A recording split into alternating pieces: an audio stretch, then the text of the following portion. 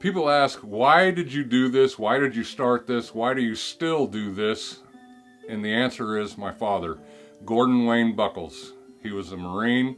He joined the Marines in '47, was in the United States Marine Corps Band, had a great life, but when the North Koreans crossed the border and then the Korean War started out, they were sent over to Korea as riflemen. They said, hey, we're bandsmen. No, you're not. You're riflemen first.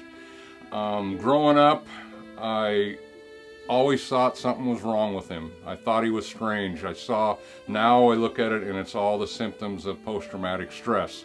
1984, I was starting my teaching and coaching career, and my dad took his life, and my mom, it just destroyed her. This is my memorial to him. Of course, his flag, his hat, he was in the American Legion. Picture of him here. There's his piece from his bugle, the Bible he had in Korea, his watch, his grandpa's watch, my watch. This is a picture of him when he retired. This is a picture of my mother. My mother was 51, he was 54 when he died. 3 years later, she was dead and just gave up. It just destroyed her, gave up the will to live. This is a medal from the government of South Korea. They're thanking all American veterans for 60 years of freedom, and it's impressive what they do to thank American veterans there.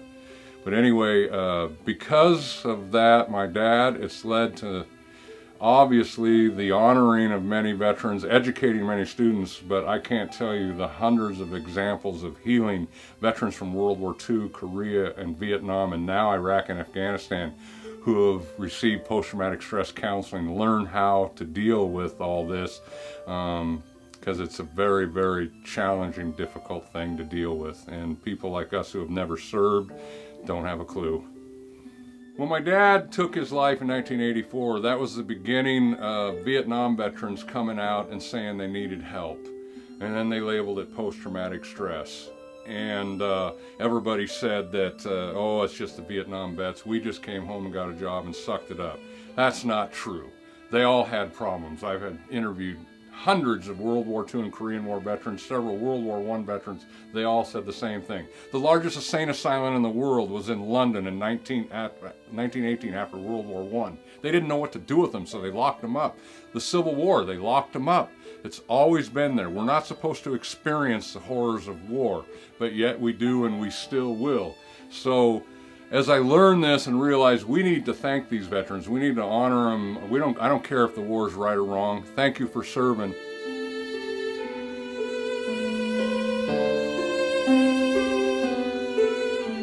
And my dad is the reason that spearheaded that and motivated that, and I feel like he's had a hand up above in all this, the healing and amazing, incredible ripple effect from this. It's been an amazing experience, and I can't wait till I'm reunited with him and give him a big hug and tell him how much I love him.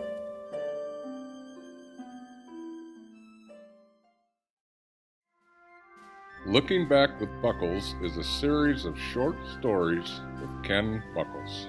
This web series is about past and present veteran friendships, awards, medals, and gifts Ken has received, as well as many other stories related to Living History Day and Remembering America's Heroes events.